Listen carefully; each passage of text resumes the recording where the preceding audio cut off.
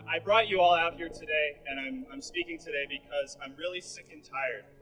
I'm sick and tired of the lies from the mainstream media, the mainstream history, the left-wing education system, and these terrorist groups like BLM and Antifa who are brainwashing our youth to go out and desecrate statues all across the nation.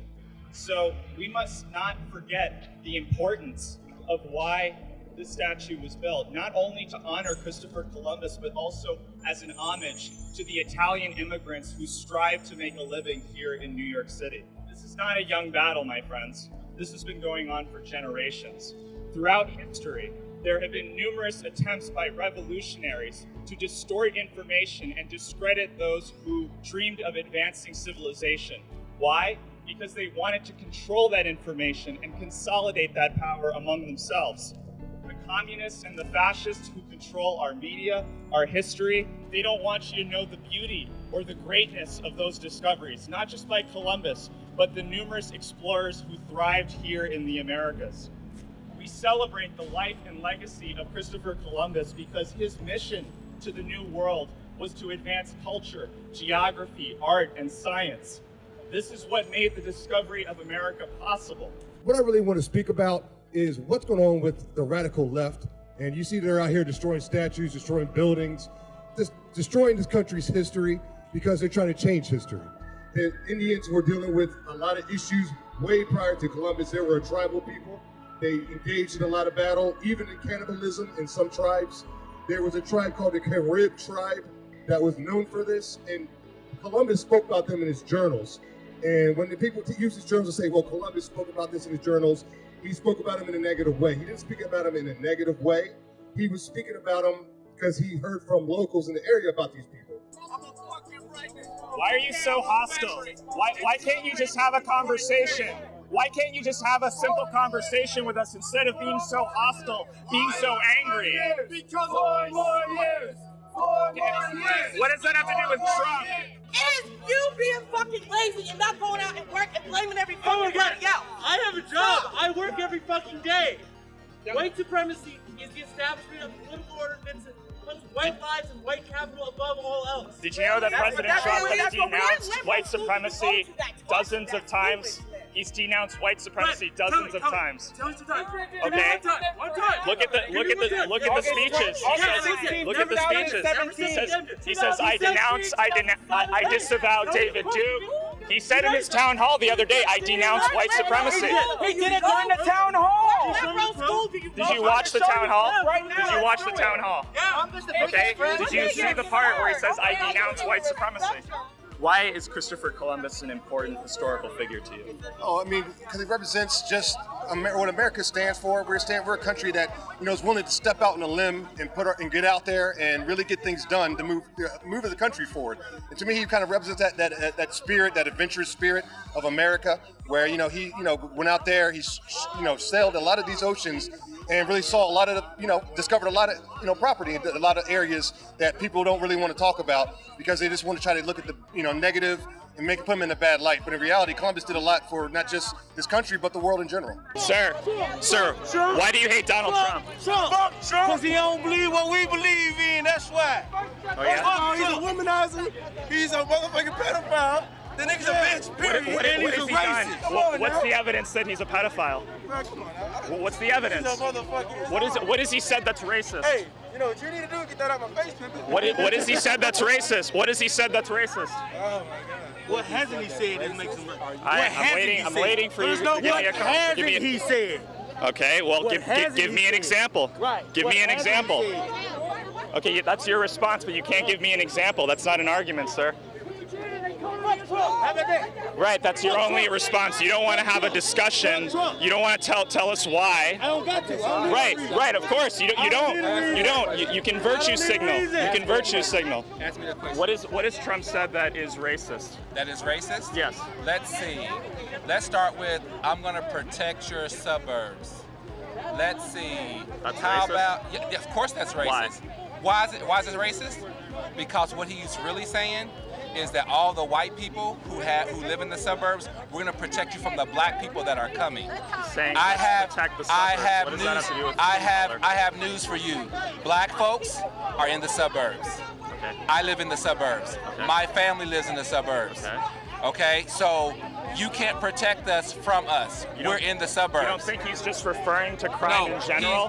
He's not. Well, you're attaching skin color he's to not. it. You're attaching skin color no, I'm to not. it. No, I'm telling you what it is. Okay. And if you don't want to believe that, that's your problem. Okay, look, there's crime that happens in every neighborhood. Exactly. Okay, from blacks, whites, Hispanics, and Asians. Exactly. Why do you think there's some racist undertone to that by him saying we're going to protect the suburbs? That doesn't make any sense. Because I'm 55 years old. How old are you? 22. You're 22, I'm 55. I grew up in a different era than you, so I understand. Why does that matter? Why does my age? Why does age matter? It matters a whole lot. But let's just talk about the facts. Why does age matter? No, because when you say things at Trump's age, we know what he's saying because we lived it. You don't. People don't know that black people kill more black people than anybody in this country. Black people make up 13.4% of the population, but kill 53% of the people. But nobody wants to hear that shit. Why? Because nobody can stand the truth. Listen, black men make up 6% of the 13% of the population, but kill 60% of the people. That don't seem right. That don't seem right. It's the truth. It shouldn't be done. It shouldn't be done at all. It's crazy. But you know what? Everybody wants to desensitize only the things that matter the most, only the things that really are in front of our eyes, like police. They want to put the blame on everybody else but themselves.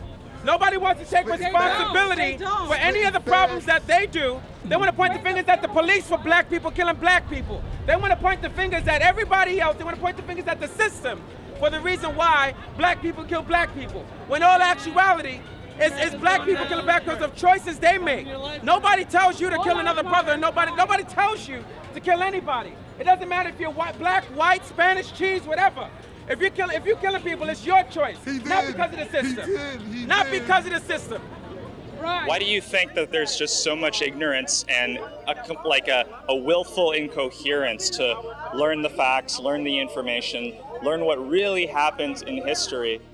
Why do you think that's being suppressed, and why do you think the people that come out here today, the opposite side coming out and saying that we're racist, why can't they open themselves up?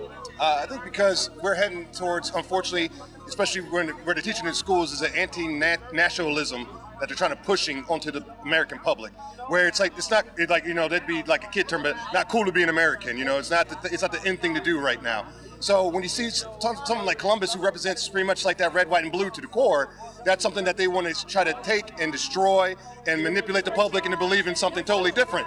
And do you think that Trump's re-election is going to help us reverse some of this propaganda and really put true American history back into our schools? I'm looking forward to seeing what goes on with the 1776 Commission Bill. What do you think? Yeah, and I was about to bring that up, the 1776 Commission Bill. I think when he got getting that passed, Trump is showing you what his agenda is coming for his re-election. I think when he's re-elected, he's going to add more to that, and when it comes to the American school system, and help the youth in this country learn about the truth about American history, and really love this country. Because the reason why we're so free in this country and we have so many benefits, American privilege I call it, is because of what this country was able to do with the Constitution and the amendment rights that we have.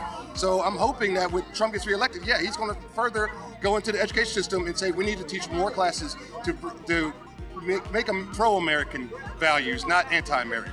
So you had Leonardo da Vinci, you had Nicholas of Cusa, you had Brunelleschi, and Columbus was part of that. Right. And he brought that legacy here.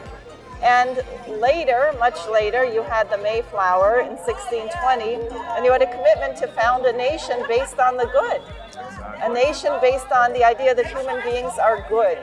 Exactly. And why do you think they want to ruin that recognition? Because if you allow that development, it's like Prometheus and Zeus from Greek mythology. Zeus had to destroy Prometheus because he brought knowledge to mankind. He said it's not just the domain of the gods. Because once you develop your talent, then you really become free, and you won't be controlled by arbitrary law. Christopher Columbus represents the European Renaissance. He was a product of what was a full part of the European Renaissance. The idea, and I think there's already a lot of background on this, the mapping, the technology, but also the funding for Columbus to make the journey is a sign of not just human development in the world, or the pursuit of human development, but the idea that, everybody needs to be optimistic. That's the natural state of a human being. And so this represented the ultimate idea of optimism.